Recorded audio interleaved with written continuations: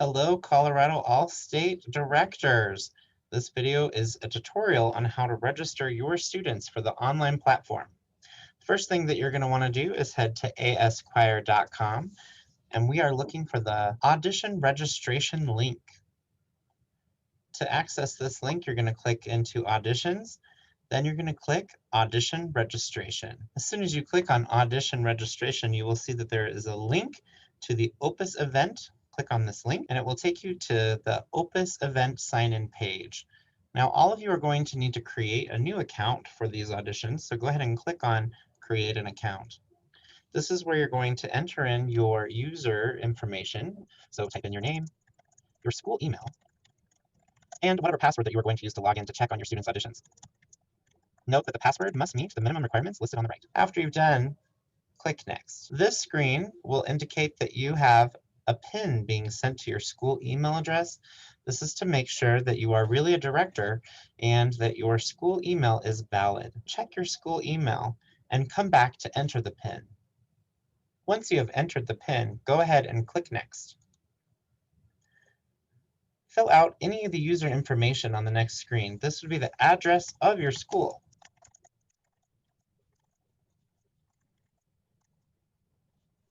You can go ahead and leave the link of membership not at this time. Finally, click Create User. Once you are logged in, you should be looking at your user profile where you can verify that all of your school information is correct. At this time, you can click on that little house to go home, where we will begin. In the box where it says Start Here, add a location where you work, you're going to add your school to the Audition database.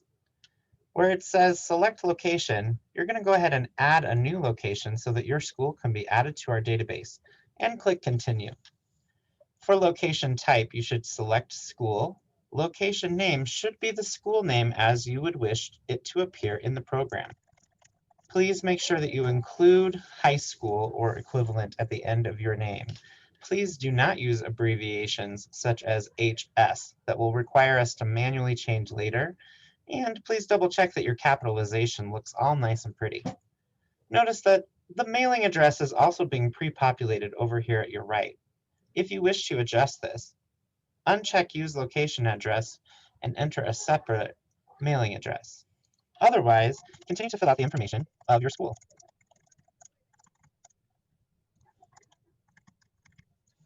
When you have finished, click Save.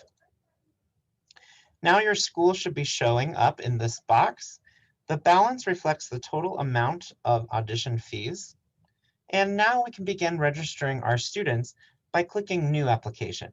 When you get to the application form, select the voice part of the first student that you wish to register. As soon as you select your voice part, the application will continue to open with fields to enter about the student. Note that the student email you enter here is the email that will be used to send the audition link. Please double check with your student that this is the email they check regularly. Please note that this audition is only open to juniors and seniors. Select the drop-down to tell us if that student was in All-State last year. As soon as you are done entering in all information, go ahead and click Save and Close to be returned to the previous screen. You can now see that our student has been registered.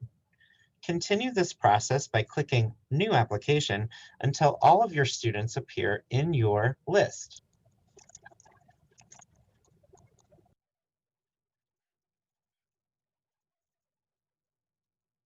Once you have all of your students in the list, you can email all of them to begin submitting their auditions by selecting all and using the option to email audition link to select it. As soon as you click that, you have an opportunity to compose the email as you wish to see it, starting with what email address would you like people to reply to? Would you like to CC any administrator?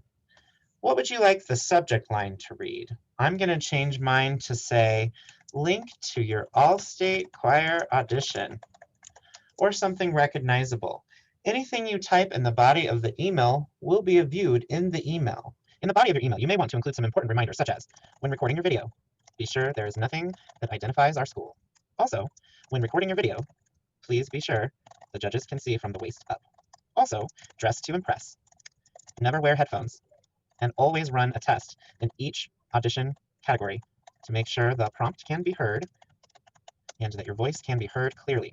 After a successful test, proceed to perform that section of the audition. All audition elements must be completed by November 15th. When you are satisfied with the body of your email, go ahead and click send to notify them that they can begin to audition. Once you hit send, check with your students to make sure they've received your email. When your student opens up their email, here's what it looks like. You can see that it says their voice name and voice part, and it provides a link for them to click to access their audition. Once they click that link, here's what they see. It will take them to a screen that says Audition Link Verification, where they will need to enter their email address and your last name to ensure that this link has been successfully assigned to the right person. After they enter in their email and the director's last name, they can click Continue. They see their application was submitted by you, your teacher email address for their school. You'll notice that it says Status Unpaid. We'll talk about that in just a moment, but I wanted to show you what it looks like for the student. For more details about how the students are going to submit their audition, feel free to watch the student video. But at this point, students now have control to complete the audition at their own time in the audition window. Now that we have all of our students registered and we've sent them a link, the next thing we're going to want to do is to pay all of the audition fees. One easy way to do this is to click Select All and then click Pay selected. You are about to pay for, and it tells you how many applications for a total of, and it will tell you your total. If we were to select individuals that we had already paid for at an earlier date, you would not pay twice. Once you're ready to pay, go ahead and click Pay Now to be taken to the payment screen. You will see a broken down itemized receipt of the student and voice parts that you are about to pay for. The billing information will correspond to the credit card. Notice that I'm in test mode currently to show you how this works, but this red sentence will not be there when you are ready to pay.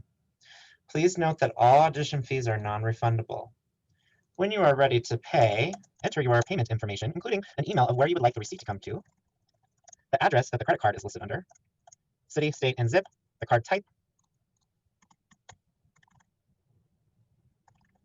credit card number, expiration, and your secret number on the back. Once you have filled out all of your credit card information, go ahead and hit Submit Payment. Payment success, and a confirmation number will be generated for you. At this time, you can click the Receipt button, and a PDF receipt has been generated that I can go click on or access in my Downloads folder. Once I click on the receipt, you can see that it brings up an itemized listing of which students we paid for their audition, the information here for the event so that you can turn this into your bookkeeper. Now that I've paid for all of my students, when I click back, I can click Done, and now it will change the status from unpaid to missing uploads. This will be a good way for you to monitor how many of your students are on track to completing their audition. When you click their name, it will open up their audition application. If they were to have recorded something, it would show up here. Notice that Johnny Appleseed has not recorded anything at the moment. However, let's go back to see if any of our other students have submitted anything. Let's look at JBuddy. It looks like JBuddy has completed their major triad, their sung interval number 1, and their identified interval number 1. We can tell this because there's an uploaded audio for that component of the audition. As their director, you can hit play to listen to their audition, but we would ask that you not. This is similar to how we might ask directors not to be listening in at rooms. If there is an audio file displayed here, directors can trust that this has been successfully uploaded. If the student is experiencing technical difficulties, they can contact you to request help. However, students have the opportunity to run the test module for each part of the audition. So again, we would ask directors to not listen to the audition elements. The other thing that you'll want to make sure that you do is to upload your completed director responsibility sheet. So you can first click to access the director responsibility sheet up above all of your audition and school information. Once you print this off, fill it out and scan it, save it as a PDF somewhere on your computer. Once I have my form completed and signed by my administrator, I can click back and use this link to upload my completed director responsibility sheet. This link takes us to a quick Google form where you fill out your school name so that we can sort all of the forms by school. And it allows us to attach our scanned, uploaded PDF of our responsibility sheet. Once we click Upload, we can click Submit after we verify that the attached file is where it needs to be. This will send the completed director responsibility sheet to Caitlin Miles for processing. If a student decides no longer to audition, you will not be able to remove their application if you have already paid for it. If you have not paid for an application by November 15th, those applications will not be scored by judges. So be sure that all auditions have been paid for by that point. You can verify that by looking at your status column. Also know that on this page, you can run some tests if you would like to see what it looks like on their end. Also remember that once a student has performed the audition part of their application, they cannot resubmit that. For example, if JBuddy comes to me and says, I recorded my major triad, but I know that I did it wrong, can I redo it?